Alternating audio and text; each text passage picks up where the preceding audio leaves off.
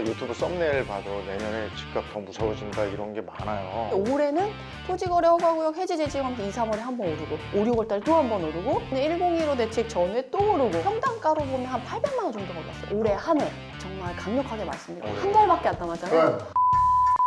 지금 당장 시작하시라는 거예요. 돈을 길바닥에 버리는 거라고 생각하시면 돼요. 지금은 폭풍 전야다. 내년에 폭풍이 휘몰아 닥치면 정말 정신 못 차리실 거다. 정말 지옥이 펼쳐지는 세상이 되죠. 그래서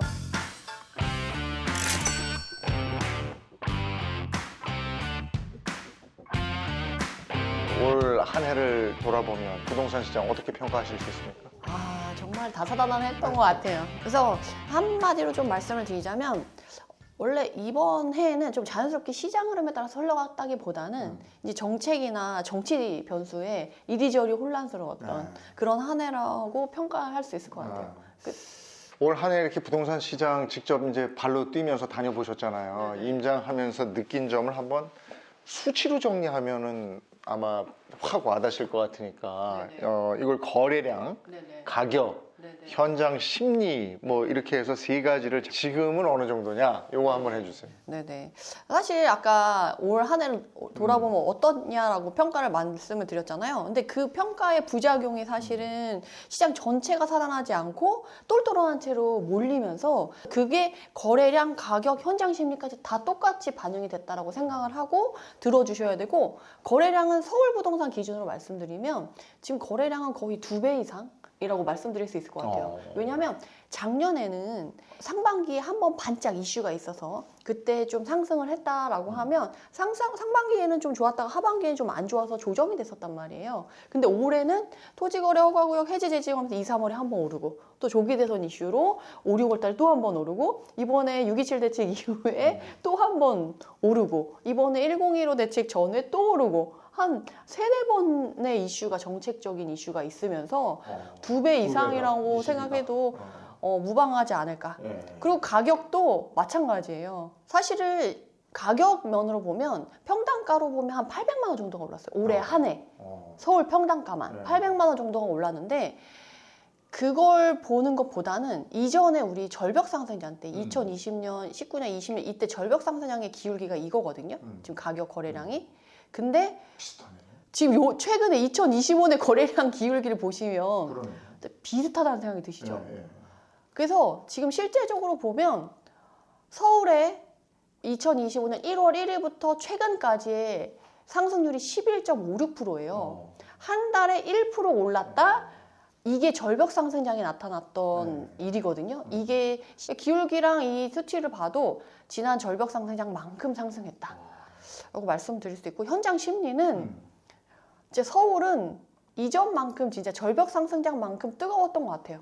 근데 절벽 상승장 때는 매물도 많고 사람도 많고 해서 거래가 막 활발했다고 하면 지금은 매물도 없고 사람도 적고 하지만 가격 상승폭은 절벽 상승장만큼 나온 사람들의 심리가 뜨거웠던 그런 것 같아요. 근데 다만 이제 대세 상승장이랑 절벽 상승장에는 수요가 조금 더 같이 많은 사람이 누릴 수 있었다면 이번에는 수요가 정말 소수고 그 사람들만 좀 거래를 하면서 상승을 누리지 않으셨을까. 요 차이가 있는 것 같아요. 지금 말씀해 주신 걸로 봐서는 그 요즘 뭐 유튜브 썸네일 봐도 내년에 집값 더 무서워진다 이런 게 많아요. 근데 지금 그렇게 보고 계시는 것 같은데 서울, 수도권, 지방 이렇게 나눠서 한번 점검해 주시겠어요? 네네. 내년 집값은 너무 무서울 거다. 근데 이제 관점이 좀 틀리겠죠. 전문가마다. 누구는 막 폭락한다고 하시고 누구는 폭등한다고 하시고 뭐 이렇게 하는데 그거의 근거는 다 있어요. 경기가 너무 어렵다는 거죠. 지금 전 세계적으로 저성장의 늪에 이제 빠져 있고 다들 지금 힘들잖아요. 우리나라뿐만이 아니라. 근데 그게 당장 헤어나올 수 있는 방법이 없다라는 것. 그리고 이전에 뭐 양적 완화랑 금리 인하라든가 이런 카드를 써서 할 수 있었는데 이제는 그게 힘들어졌어요. 그러다 보니까 경기가 어려워져도 살릴 만한 카드가 없다. 그래서 앞으로 경기가 어려워질 거는 명확한데 그래서 우리나라도 이번에 2026년에 슈퍼 예산을 만들었어요. 728조를 이거 통과가 됐잖아요. 네네. 네. 이게 역대 최고죠. 네. 예산액으로 하면. 네. 결국 이렇게 한 건 재정 확대를 하겠다는 거거든요. 돈 풀겠다는 거죠. 그죠. 시중에 돈을 풀겠다는 네, 거예요. 네. 근데 여러분들 여기서 주의하셔야 될 건 뭐냐면 차이가 있어요. 왜냐하면 은행이 금리를 낮춰서 기업이나 가게에 대출을 많이 해줘서 유동성을 풍부하게 했다. 그럼 나중에 이게 유동성이 너무 많아서 풍부해졌다. 그러면 은행에서 대출 이자를 올리거나 금리를 올리거나 아니면 이제 대출을 제한해서 돈을 회수할 수 있는 방법이 있어요. 그리고 한번 기업이나 가게한테 거쳐서 은행을 거쳐서 가게 되잖아요. 그래서 속도가 좀 빠르지 않은데 지금 이렇게 728조 예산을 해서 가게나 기업에 직접적으로 돈을 지금 꽂아주겠다는 거잖아요. 그러면 은행이나 이런 걸 거치지 않고 직접적으로 돈이 뿌려지는 거고 나중에 이 돈이 많이 너무 뿌려졌어 라고 했을 때 이걸 회수할 방법이 없어요.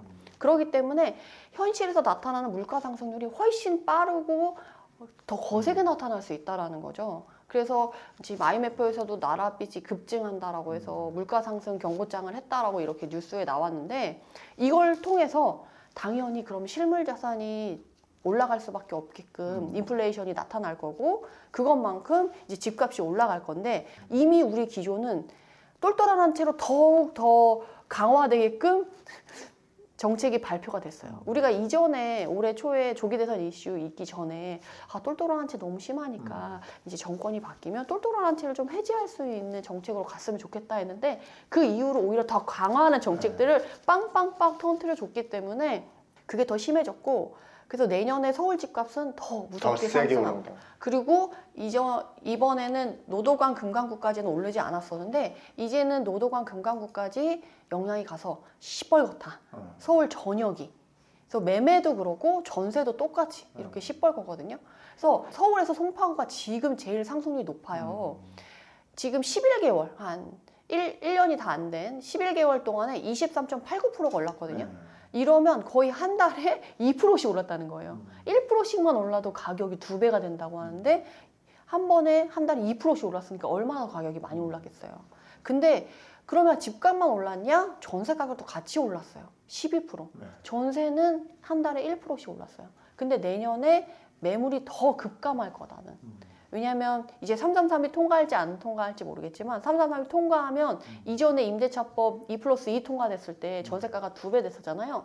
그런 혼란이 또 한 번 생길 거고 333이라는 건 3년씩 3번 산다는 겁니다. 네네. 임대차법 그렇고 토지거래 허가구역을 묶여서 이제 실거주자한테만 토지거래 허가구역에서 거래가 되니까 임대 매물이 나올 수가 없고 그리고 이번에 대출 규제도 실제 이사 가능한 사람만 대출해주겠다라고 했기 때문에 임대 매물이 나올 수가 없고 그래서 내년에는 임대 가뭄이 더 심각해질 거다. 집값도 오르고 전세가도 또 전세가도 오르고 예. 월세도 오르고. 네, 그렇죠. 네. 그리고 수도권도 보면 경기도도 지금 상승률이 있긴 해요. 경기도권 안에서도 이제 경기 중부권, 구리, 하남 그리고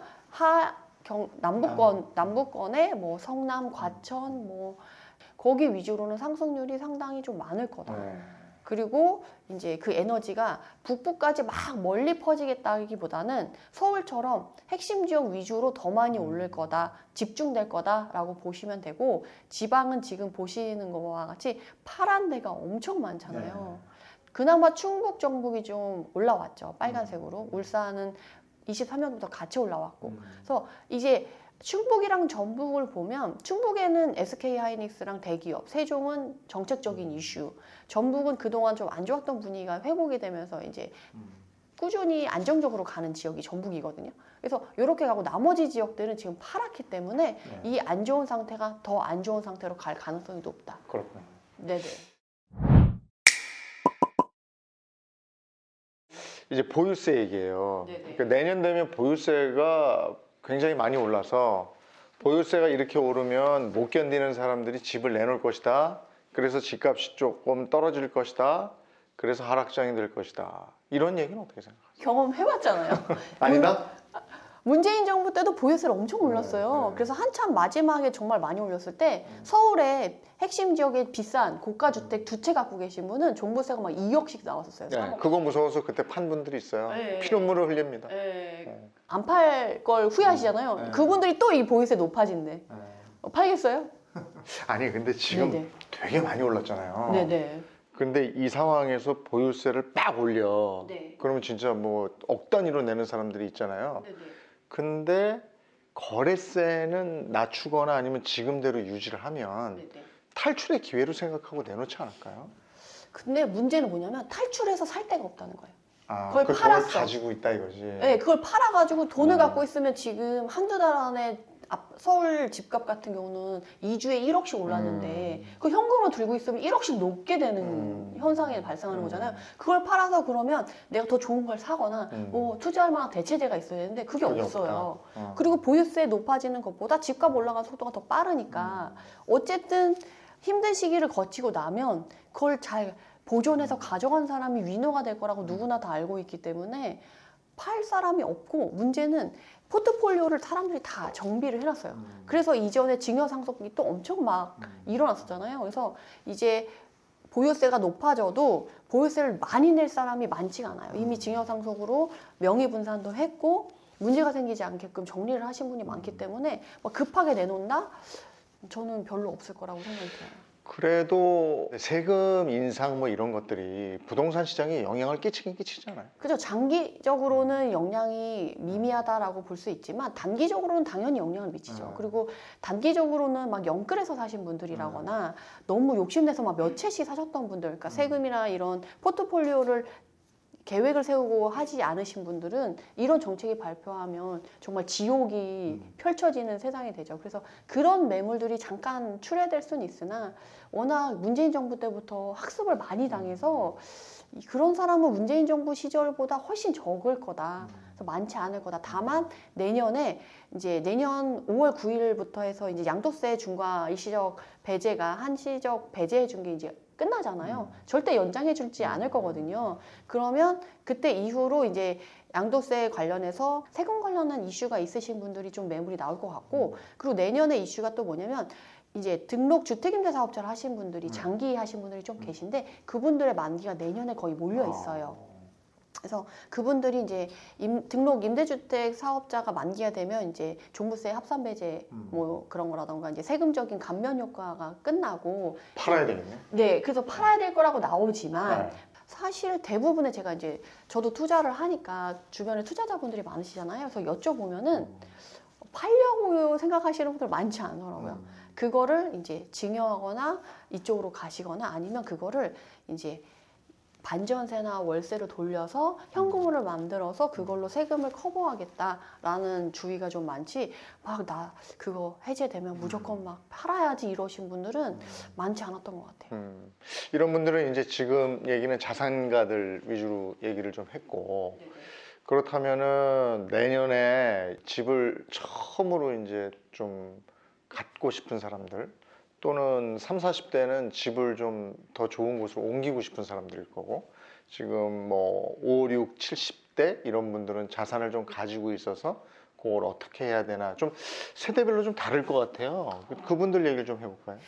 지금 생애 첫집, 생애 최초 이거 붙어 있는 사람, 그 카드를 갖고 계신 무주택자분들은 정말 강력하게 말씀드리고 올해 내 움직여야 된다. 올해 한 내. 달밖에 안 남았잖아요. 올해 내 움직여. 안 되면 너무 급한 거 아닙니까? 안 되면 내년 1, 2월이라도 어. 당장 계약서 쓰라는 게 아니라 준비해서 알아보는 걸 지금 당장 시작하시라는 거예요. 왜냐하면 지금 무주택자한테만 나라가 선물을 줬어요. 근데 그 선물을 안 쓴다? 돈을 길바닥에 버리는 거라고 생각하시면 돼요. 지금 무주택자고 이런 생애 첫 집을 고민하시는 분들은 서울에 지금 70%까지 가능해요. 대출이. 다른 사람은 40%밖에 안 해준다고 했는데 무주택이니까. 네네, 난 70% 해준다고 했고, 무주택자는. 게다가 취득록세도 1주택자 8%, 다주택자 12%인데 이분들은 1%에서 3% 내서 사시면 되잖아요. 그런가? 그러면 취득록세도 감면돼. 너무 유리한 카드를 들고 있는 건데 집값은 지금 너무 오를 게 너무 명확하나요. 근데 지금 조용하잖아요. 그래서 사람들이 착각하고 계시는 분들이 있어요. 아, 지금 관망세로 돌아섰다. 기다려야 된다. 이거 규제 조금 좀 덜해지면 그때 사야지 하시는 분들이 있으실 텐데 지금은 폭풍 전야다. 내년에 폭풍이 휘몰아 닥치면 정말 정신 못 차리실 거다.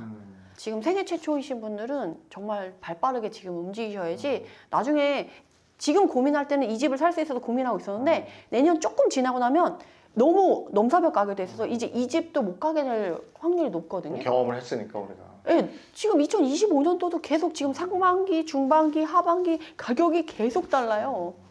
그러면 40대에 이 집에서 좀 상급지로 갈아타고자 하는 분들은 집을 먼저 사놓고 그 다음에 이걸 팔아야 되겠네.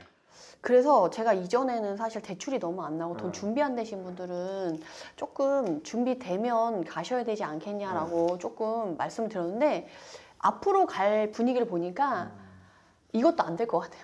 그래서 어떻게 하냐면 내가 상급지로 가고 싶은 집이 있잖아요. 그 집에 지금 내년에 뭐 등록 주택임대 사업자가 끝나시는 분들, 뭐 그리고 5월 9일 이전에 양도세, 중과세 배제되는 시간에 팔아야 되시는 분들이 그래도 전혀 없진 않아요. 한두 물건 정도는 나올 가능성이 있거든요. 그래서 그런 물건들을 미리 산 다음에 기한을 길게 잡는 거지.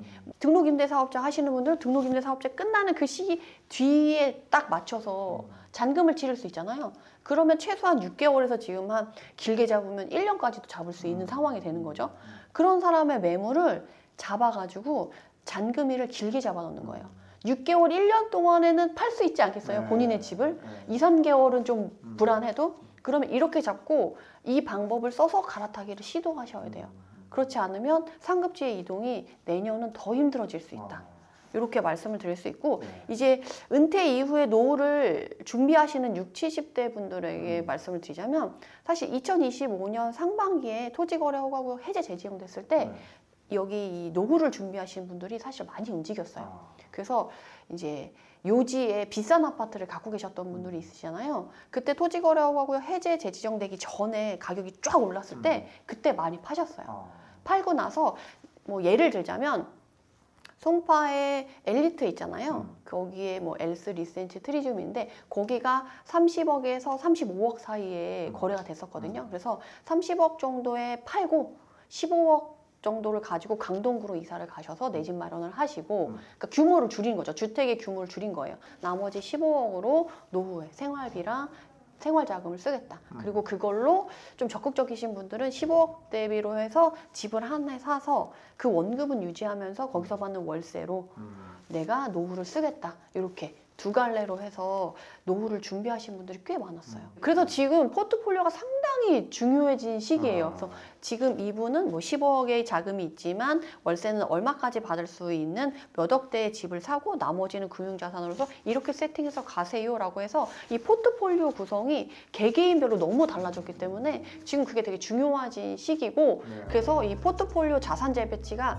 지금 골든타임이다. 이렇게 말씀드릴 수 있을 것 같아요. 아니 연말 앞두고 메디테라님이 또 무슨 선물 이벤트가 있어요? 네네네. 뭔가요? 부동산 포트폴리오 7일 챌린지라고 하는 건데 사실 이렇게 말로만 듣고 나서는 당장 행동으로 하기 쉽지 않거든요. 그래서 그걸 차분차분 저랑 같이 하실 수 있는 이벤트를 준비했어요. 어떻게? 그래서 보증금만 내고 다 미션을 완수하면 다 환급받아서 배우기만 할 수 있게끔. 그러니까 내 포트폴리오도 한번 점검을 해보시고 나에게 맞는 컨설팅까지 받는 느낌이니까 꼭 한번 해보시기 바랍니다.